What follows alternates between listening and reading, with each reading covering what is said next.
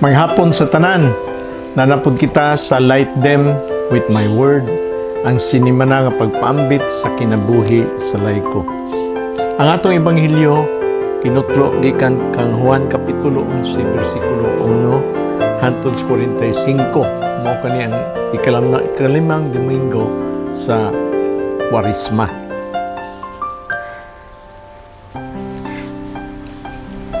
Ang ebanghelyo, brothers and sisters, dili kani nagsugyot sa milagro ni Jesus sa pagkapanhaw ni Lazarus. But kani dili lang milagro, but kani pagpadayag sa ato ang Ginoo nga naagyoy kasing-kasing si Jesus nga maluoy sa iyang isigataw o sa iyang katawhan sa Dios, no? Ug naghatag kaning sinyalis kung kinsa gayud siya pinagi sa kanang pagpadayag sa kahimayaan sa Ginoo. Siya ang Ginoo di ay sa kinabuhi. Nga nagpresentar pud usab kanato diha kang Marta ug kang Mary nga iyang suod kay nga higala sa kasub-anan ug kanana ang pagatiman ug unsay kanang atong insakto nga mga kanang attitude, no, labi na sa kamatayon, unsa ang ato ang mga paghambin diha sa kamatayon. Mato kita sa ebanghelyo, busa ang magsuon nga si Maria ug si Marta nagpadalag balita kang Hesus nga nasakit si Lazarus, ang suod niyang higala. Sa pagkabalita ni Hesus niini, miingon siya, dili siya mamatay niining sakita.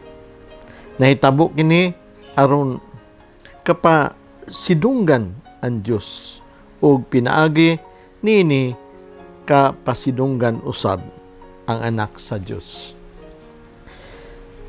Gimahal ni Hesus ang magsuon nga Maria, Marta ug Lazaro. Sa pagkabalita niya nga nasakit si Lazarus, nagpabilin usa siya duha ka adlaw niadtong dapita. Unya miingon siya sa mga tinun-an, mamalik kita sa Judea. So brothers and sisters, kanini ang ebanghelyo, portion sa ebanghelyo, nagpasabot kani nga ang gugma di ay dili gayud magdali-dali sama sa gipakita ni Hesus nga wala siya mo lakaw diretso para pag adto kang Lazaro nga nagsakit pa, no? Pata dili pud siya nga wala gayud niya at imala, absent siya nga wala diha. Kaya nga itong ebanghelyo, nagsugod magyud sa kananaang makahinuklog ba nga pagpamatuod. Si Jesus nahigugma kang Marta, kang Maria, o kang Lazarus, no, sa versikulo 5. But bisan ni ana nga nadungog niya si Lazarus nga nagsakit, nagpabilin siya ug duha ka adlaw. Nasa versikulo 6, nagpabilin siya ug duha ka adlaw. Ngano ka, brothers and sisters, dili man kani nga kanabitawong gitawag nato nga naglain-lain na ang iyang pag-atiman kang Marta ug Mary ug ni Lazaro. But usa kani ka misteryo, no, nga balaanon kayong nga pag-atiman niya. Kita ray dili may balubat ang Ginoo, nay balo niini, but masugid man nato din hipon, no, nga ang gugma sa Ginoo dili kani sukod sa diha sa kananang dali-dali nga pag-atiman, but kani na ay lawom kayong nga intensyon nga nagpunting kani, brothers and sisters, diha sa kanang labaw pa nga katuyuan mao ang pagpakabuhi bisan to sa pagpakabuhi, but diha diay sa dako kayo nga pagpadayag sa Ginoo sa iyang kahimayaan, no? Makita na to sa bersikulo 4. Sa ato ang kaugalingon nga mga pagsulay, brothers and sisters, atong kinabuhi, kita, brothers and sisters, atong hubaron kini nga usa ka dilatar, no? Nadili si Jesus. Nadugay siya pag-adto kay langan-langan mga pamansya ang atong pagtuo na star pa man siya og duha ka adlaw nganong wala man siya moadto diretso. But kaning paglangan, brothers and sisters, sa ato nang gikaistorya, misteryo kani, no? Nga nagpadayag sa kahimayaan sa Ginoo nga naay katuyuan, no? Naay katuyuan ug diri masugid nato. Dili kani siya nga gisalikway niya si iyang amigo kayo si Martha, si Mary ug si Lazarus. Ngani sa kananang ebanghelyo nagtudlo kanato nga si Jesus mura og nadilatar siya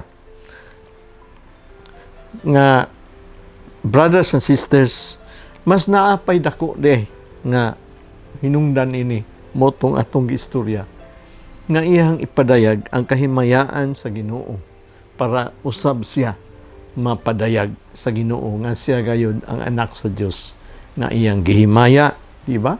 Sa bautismo sa ni John kang Jesus, niguwa sa langit ang usa ka Espiritu Santo ug ning lanog ang tingog sa Ginoo. Kani ang ako ang pinanggang anak. Akong gikahimutan og maayo. Dias transfiguration, iya gyapon gipadayag ang iyang kahimayaan, no? Ang kahimayaan ni Kristo, ang kahimayaan sa atong Ginoo nga gisaksihan ni Juan, ni Peter o ni John o ni James, no? Unsay gistorya sa Ginoo, mao kani ako ang pinanggang anak. Paminawa siya, no? Paminawa siya. So brothers and sisters, dili kani, brothers and sisters, sama sa kawad-on sa usa ka igsuon nga si Lazaro nga nadugay si Jesus pag-anha, unta na ayo niya, no? Nawala ang kasakitan ug wala siya mamatay.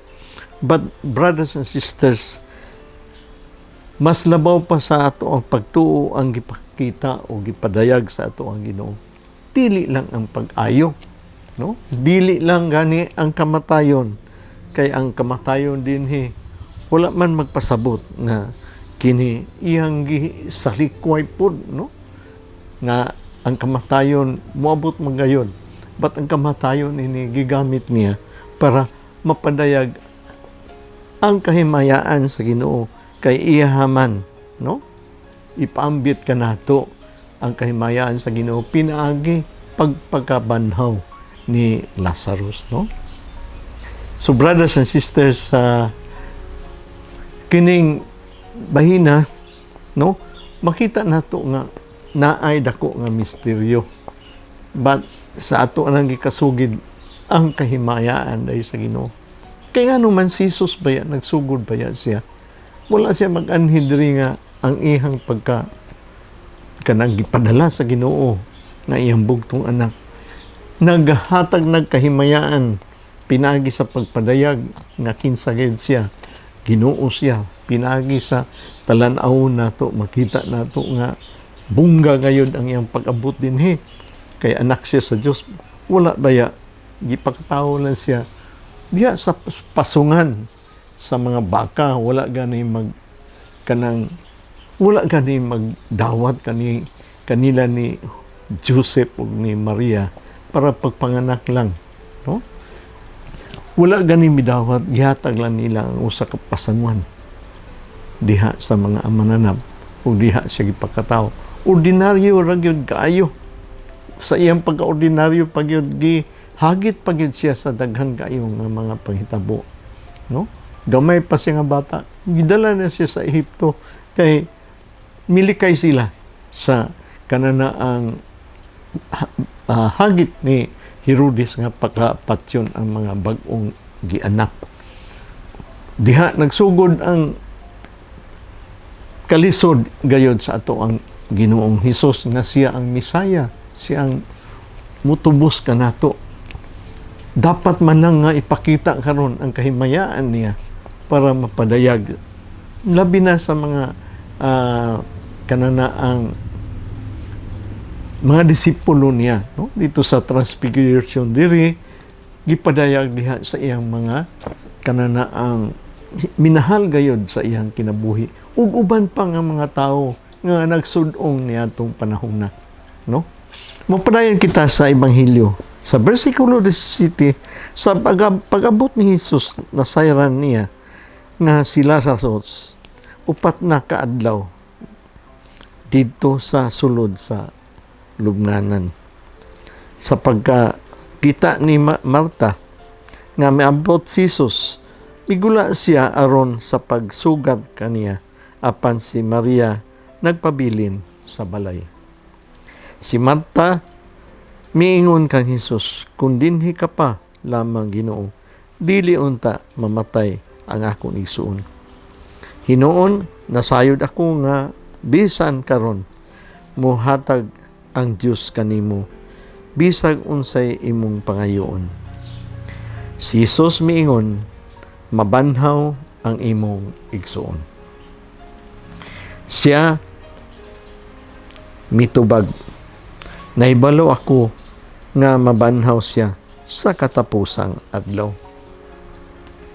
Si Jesus miingon kaniya, ako mao ang pagkabanhaw ug ang kinabuhi.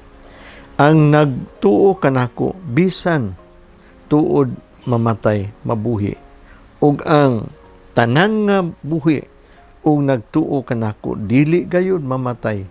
Mituo ka ba niini? Unsay iyang ingon? Ako ang pagkabanhaw ug ang kinabuhi. Mao ni ang pagtuo nga iyang gipangayo sa kang Marta nga siya mupalawom, no? Sa iyang pagtuo. Human niya natagbo si Jesus ug siya nagistorya nga kung diri ka pa Ginoo, dili unta mamatay akong igsuon. Og sa verse 21, no, makita nato ug si Jesus wala man niya badunga si Marta. Si iyang noon siyang gisubayan noon siya diha sa iyang pagtuo para siya makakita ug unsa pinakadako nga hinungdan nga nganong nadilatar siya, no? O ingon si Jesus kaniya, human siya nag-ingon nga hibalo ko Ginoo nga mabanhaw siya pag-usab diya sa katapusang adlaw, no? Ang iyang pagtuo nga sa katapusang paghukom, ang pagtuo ni Marta dili ingon siya nga mabanhaw siya dayon diretso karon kay ako man ang kabanhawan o ang kinabuhi sa verse 25, no? So meaning makita ngayon nga ipadayag yun niya ang kahimayaan sa Ginoo para ang anak sa tao siya mismo mahimaya pud makita pud sa kanang kadaghanan nga tao nga siya bang gayud ang atong Ginoo, siya man ang Misaya. Sa ato ang Kristiyanos nga pagtuo, mao gani ang kumpiyansa nato diha sa Ginoo nga siya mo hatag magyud og aksyon sa kanato or hatag og kanana ang paglaom, no? Diha sa ato ang kaugalingong resurrection diha sa last day, sa katapusan labi na sa parusiya, sa ikaduhang pagbalik ni Jesus, no? But kini karon diha gibanhaw tungod sa kay mayaan nga maila sa tanang katawhan, no? So brothers and sisters, ang atong question nga gihatag kang Hesus o gipangutana ni Marta is the question, no?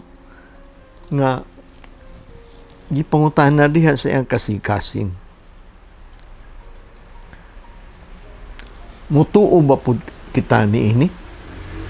Mutuo ba gayud kita niini? Human nato masaksihan kini diha sa bersikulo 26. O si Marta, iyang gikumpisal, no? Gikumpisal niya, ikaw man si Kristo. Ikaw man ang anak sa buhing Ginoo sa verse 27, no? Human niya ipasaligi nga mabanhaw ug siya ang kabanhawan ug ang kinabuhi.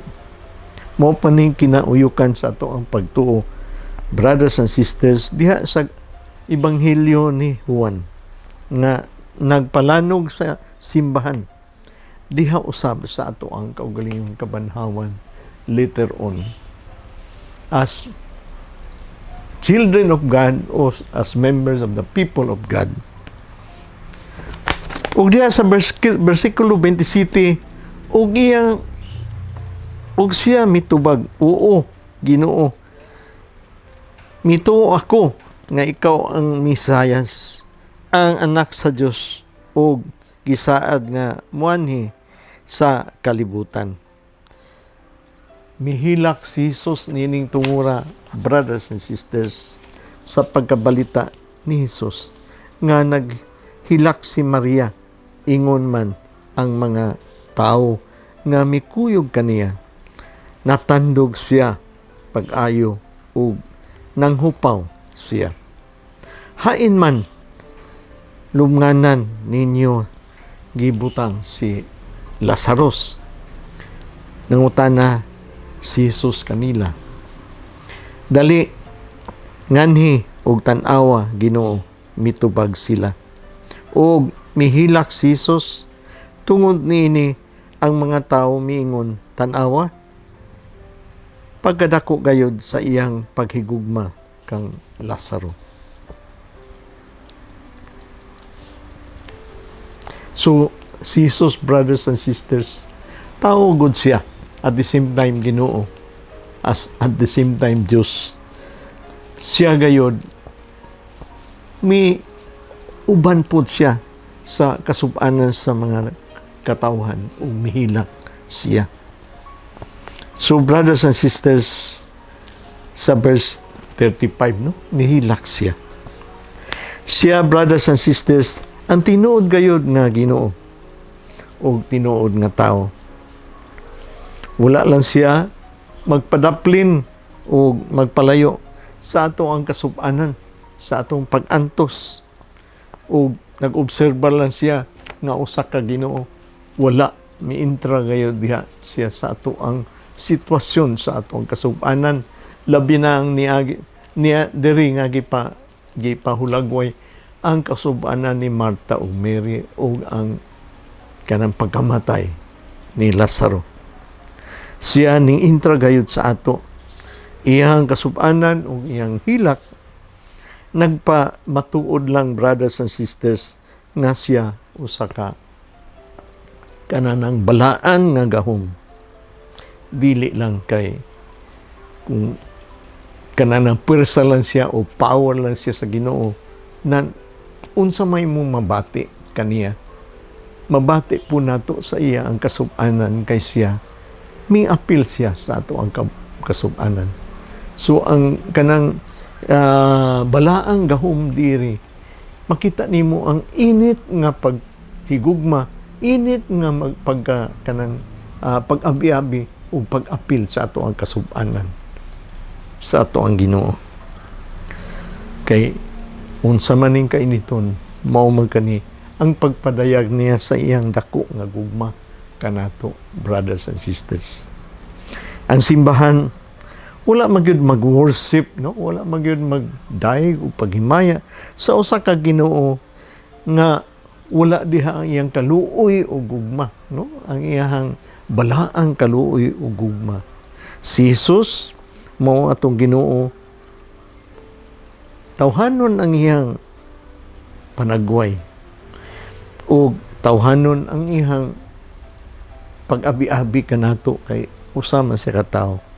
Ug diri nagpakita sa iyang luha, sa iyang pagsubo uban kanato diha sa lubnganan sa iyang amigo nga si Lazarus. Brothers and sisters, mopod ko ni kini ang pagtudlo kanato nga very important gayon, no? Importante gyud kayo. Si Jesus iyag yung kanana ang katuyuan nga banhawon gayud kita. Mao ganing pag-anhin niya diri sa kalibutan, mitubos kanato kay banhawon kita niya. Luwason kita niya, no? Unsa man niya pagluwas kanato og dili kita mabanhaw diya sa katapusang adlaw. Siya mismo iyang gitratar ang kamatayon nga normal man kani. But ang iyang pagtratar sa kamatayon man sa sala nga mao gayud ang iyang kontra. Dili niya kontra ang mga katawhan nga mga kasasala. But ang kamatayon man sa sala mao ang espirituhanon nga kamatayon. No, makita nato sa 1 Corinto kapitulo 15 bersikulo 26. Og si Kristo atubang gayud niini, no? Nga naagi ang authority nga siya mismo usa ka tao at the same time usa ka Dios. Usa siya sa ato ang kasub-anon. Kay nga naman, usa siya sa atong kasub-anan, kay nahibalo man siya kita, nasakitan kita na kananaang nabalaka ug na apektuhan diha sa atong kasub-anan, no? Nakita niya ang atong kasub-anan ug kasub-anan sa iyang gigugma ug mayo. Dili gayud siya gusto nga kita masubo. In versikulo 37, apan ang uban miingon, dili ba giayo man niya ang mga buta? Nganong wala man niya mapugni sa kamatayon si Lazarus? Natandog na usab ang pagbati ni Jesus ug miadto siya sa lubnganan. Usa kini ka langob ug ang pultahan nini gialihag bato. Kuhaan ninyo ang bato, misugo si Jesus. Si Maria ang igsuon sa namatay miingon, Ginoo, baho na siya karon, kay upat naman siya kaadlaw sulod sa lubnganan. Si Jesus miingon kaniya, wala ka ba ikaw sultihi nga kun mutuo ka, makita mo ang himaya sa Dios? Og ilang kuha ang bato, unya mihangad si Jesus ug miingon, Amahan, magpasalamat ako kanimo nga namati ka kanako.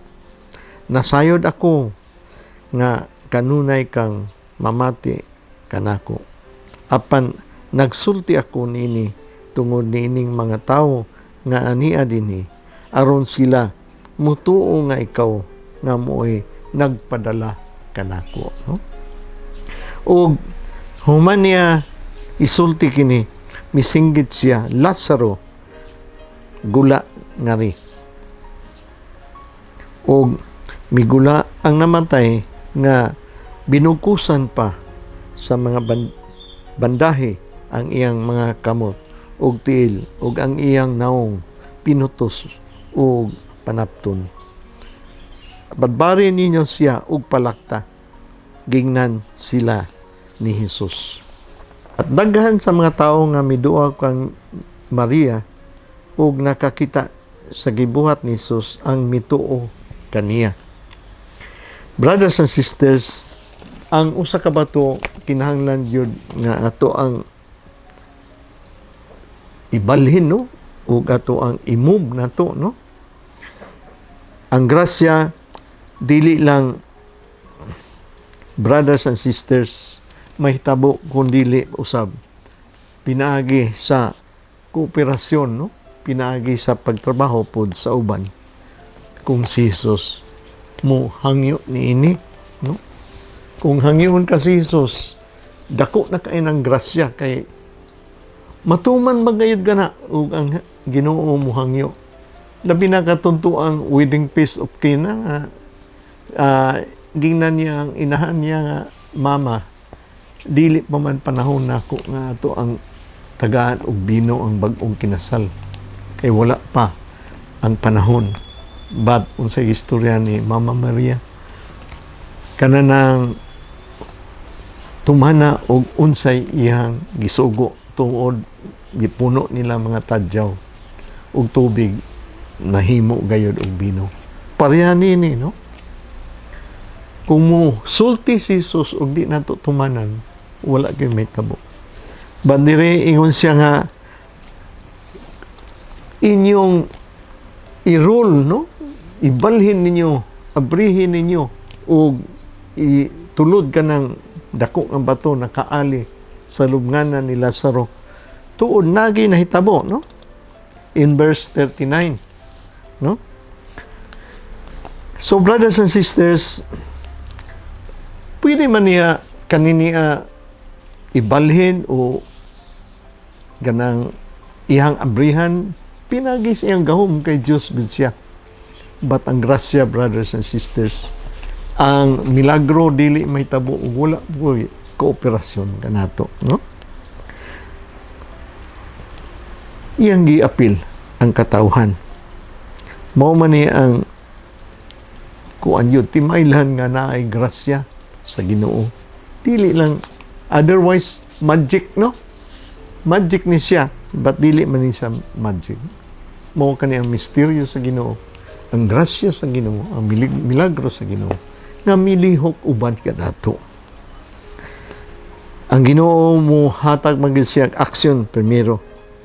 O brothers and sisters, tagaan magyud kita o ihapong respeto sa iyang mga katauhan nga maapil gyud kita o diha siya molihok pinagi kanato, no? Magunsa man lang og abrihan niya ang kananaanan ni Lazaro o niya magikon niya, wala na community, wala na kanang pag inambitay, pag tinabangay sa usa ka komunidad. Gwapo kito siya, abrihi ang lubnganan ni Lazaro. Itulod ka ng bato. Diba? Community nga spirit. O dignified kayo kay lihok ang milagro sa Ginoo. Diha uban sa mga katawhan. Pinagi sa normal lang na pamaagi. Ilihok ang bato. O, unsay nitabo, no? Brothers and sisters, no? O iyang gitawag si Lazaro, gula Lazaro. O badbari sila, no? Badbari siya sa iyang mga bandahi o tanggala ka ng naa nakaputos iyang naong. O palakta siya, no? Palakta siya, brothers and sisters. O diha sa verse 43, no? Lazaro, gula dinhi, lakaw, gula dinhi. Mao kani ang voices, no? Isa nang iyang voice, dili lang siya Ginoo, but siya gayon ang creator. Siya yun ang nagmugna sa tao. Mao ngani ang kananaang balaanon kayo nga pulong sa Ginoo, no? Kananaang balaanon kayo nga pulong nga kananaang gula tao, gula Lazarus, no? Pareha sa John chapter 1 verse 3, no? And Lazarus minggula nakabandiha pa. Iyang kamot o sa iyang tiil. Siya nga, tangtangi siya. In verse 44, tangtanga. Ang iyang cover siyang naong tangtanga. No? So, brothers and sisters, si Jesus naghatag gayud. As Creator, naghatag gayud og kinabuhi. So, brothers and sisters, kaning sinyalis sa ato ang pagkabanhaw ni Lazarus. Nagpunting kani diha sa cross. O atong kaugalingon kaluwasan. Kani nga milagro, nagsinyalis kani nga naghatag nga kang Lazarus nga siya nabanhaw na. Siya mamatay gihapon. While si Jesus mamatay, but mabanhaw siya ug dili na siya mamatay pag-usab. Ang kang Lazarus nga lubnganan nagpunting diha sa kang Kristo nga lubnganan nga wala nay sulod. Sa atong kaugalingon, brothers and sisters, kani nga ebanghelyo naghatag natog promesa. Si Kristo siya mao ang kabanhawan. Katong nagtuo kaniya o nagsalig kaniya o kabahin niya kay sila tanan o kita tanan nagtamod man, nagsunod man sa pulong sa Ginoo o mituo. Dili gayud to, dili gayud mapildi kita diha lang sa kamatayon. Kay siya mismo, brothers and sisters, nagisto siya. Katong nagtuo kanako, bisan to siya patay, but siya buhi. Thank you so much, brothers and sisters, ug maayong hapon kaninyong tanan. Light them with my word.